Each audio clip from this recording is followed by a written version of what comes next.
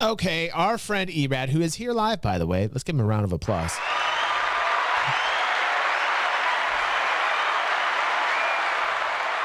He's got a video entitled Server Meshing Progressing Faster Than Anticipated, says Benoit Beauséjour, CTO of Star Citizen. Let's check it out.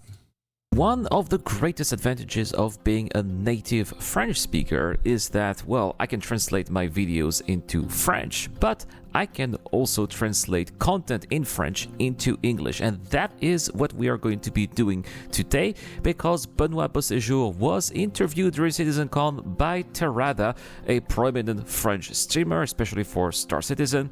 And so in today's video, we are going to go over everything that was said in that interview. So Benoit confirms that the goal for Cloud Imperium Games is to break down the current industry barriers with ultra-specialized developers in small strike teams that combine their work together to fulfill Chris Roberts' vision.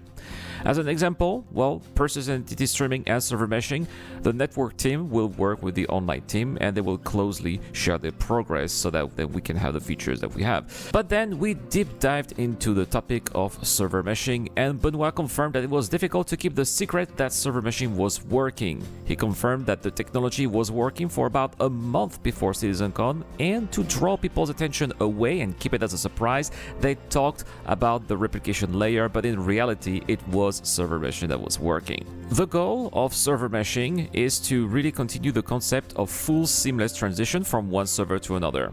You can, for example, shoot from one server and have the impact in real time happening in another server. Benoit also said that they are further ahead as they thought they would. Transitions are working, and also the system is working, and so now they are going to work on making sure that the gameplay features are all going to be working in server meshing. They tried server meshing with raids, but they want to see if it's going to work with missiles or fires, which is not the case right now. The plan is to gradually bring server meshing into the game, feature after feature. With Star Citizen 3.21, they are going to start in the preview server with the replication layer, which is going to be the very first start of server meshing because it's required for server meshing. Then static server meshing will come, and with this, well, we are going to have the Pyro system. The frontier between servers will be the jump gate, which will act as a transition zone. The next step for server meshing is going to be splitting one server into several servers, and finally they will have servers for specific zones. Right now, the issue is that server meshing cannot handle missions in various servers. For example, if you have a mission that starts in the Stanton system but you want to go to Pyro, well, it's not going to work. Such feature is not server meshing ready at this stage. Missions are therefore exclusive to each system, but they are going to work on making that possible. It's one of their objectives.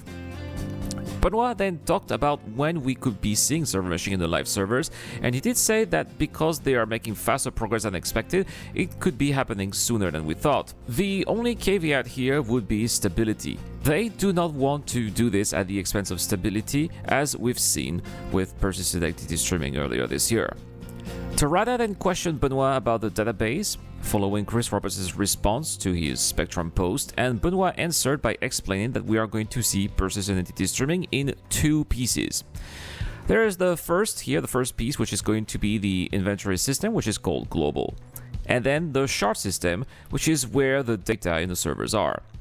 The inventory data is the heaviest one because everyone has so many objectives everywhere, and this is really the one that has the most issues.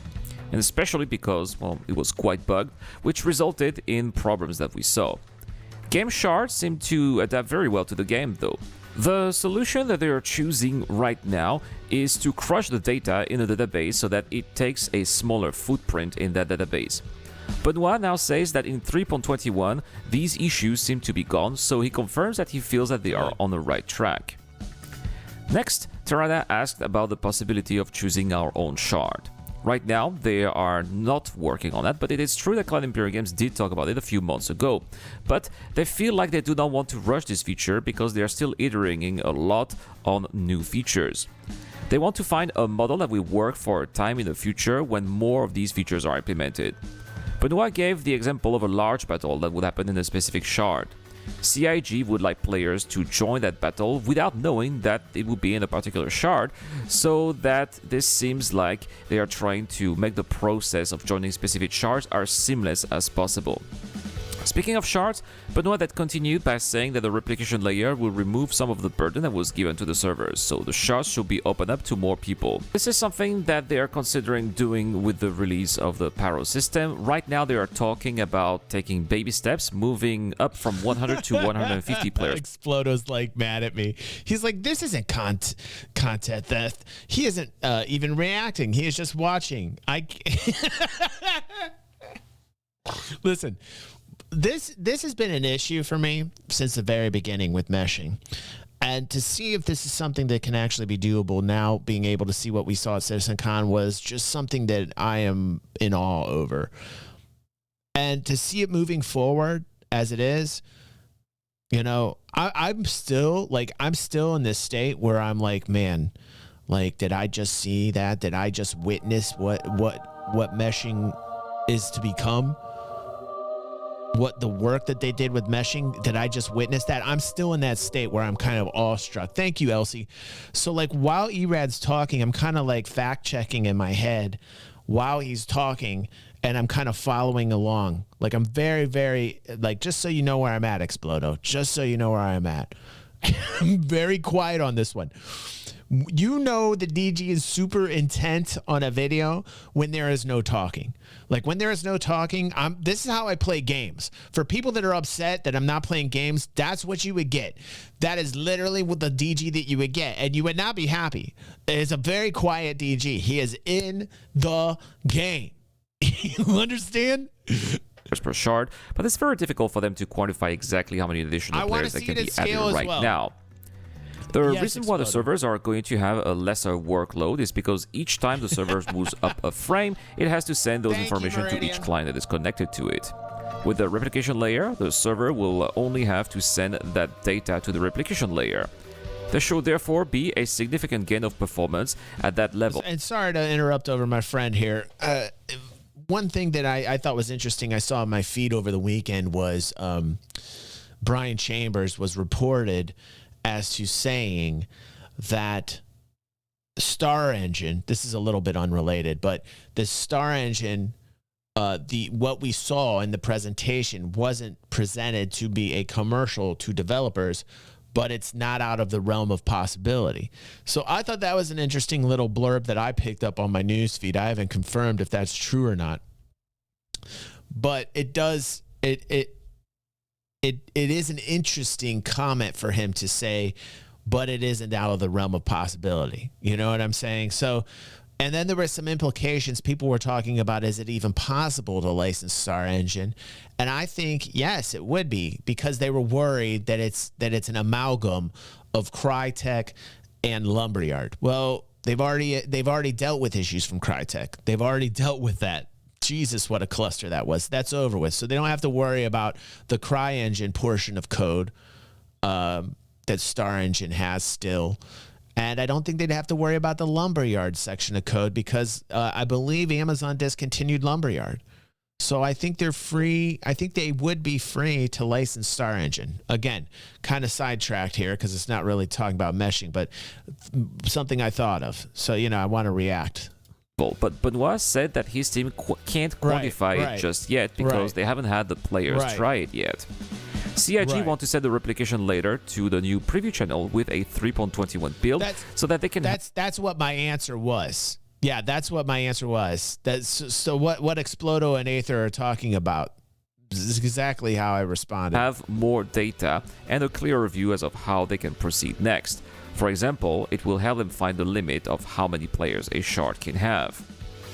Benoit also added that the replication layer will not mean the end of the 30k errors because the replication layer itself can crash too, but according to him, its chances are far lower than the servers themselves, and the reason why the replication layer is far less likely to crash is because the main cause of crash is the simulation itself. The replication layer does not do any simulation, as it is only here to collect data and redistribute it. The servers do the simulation and eventually crash. In fact, the replication layer is a more difficult and complex technology compared to server meshing itself, and so far it seems that server meshing is going to be quite easy to roll out once the replication layer is fully operational. As far as the replication layer development is concerned, they are going to release it in the preview channel first, as mentioned earlier. And the more they fine-tune it, the more updates they are going to roll out, but still in the preview channel. It is only going to be once they see that their stability levels are high enough, once they reach certain thresholds in terms of reliability, that they will release it into the PU. Benoit also confirmed that it is CIG's objective to bring everything that we saw into CitizenCon into the PU within the next 12 months.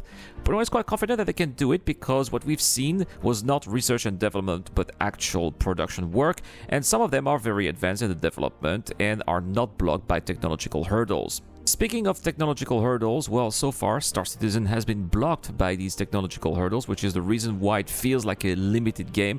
But in the future, as more as these hurdles are passed, they are going to focus on turning Star Citizen more into a real MMO.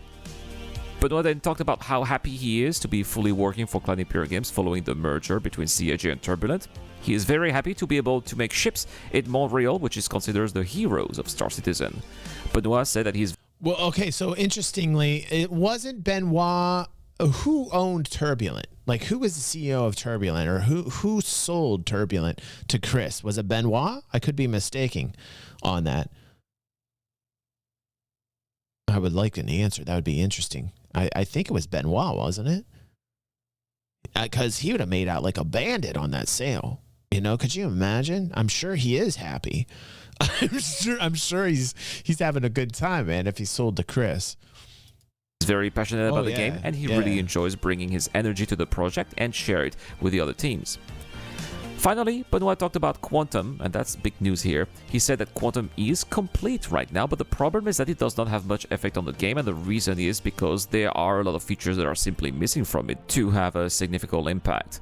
That's why they are going to roll out these features, some of them that we saw at CitizenCon, but as of right now, it wouldn't make any sense to roll Quanta because they would have to re-iterate on new features again and again each time a new feature is added.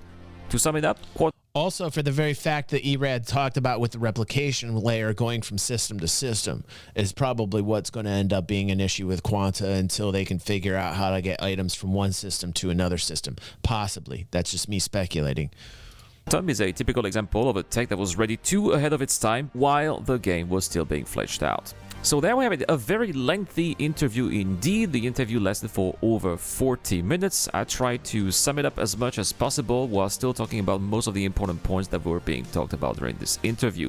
I'll put a link in the description down below if you want to check it out. You'll just have to put the subtitles from French to English. With that comes the end of this video. Awesome, Thank you so much for watching. If you enjoyed this content, well, please help me out on Patreon or via the YouTube Join membership program. Any help out there is much appreciated, and it really keeps the lights on. And I would like to give also a big shout out to Dr. Forbin, Zio Kosher, and Deplorable Fidel, as well as everybody else who helps on those platforms. Guys, I have been Erad. I wish you guys a wonderful day. Subscribe for more content, and I'll see you guys in the next one. Well, I am subscribed. He's my bestie on the internet, man. I'll tell you what, Erad tells you like it is. That was awesome. The fact that he could translate what Benoit said is also very awesome, because that content isn't out there. So thank you very much for doing that, Erad. Pretty freaking amazing, dude.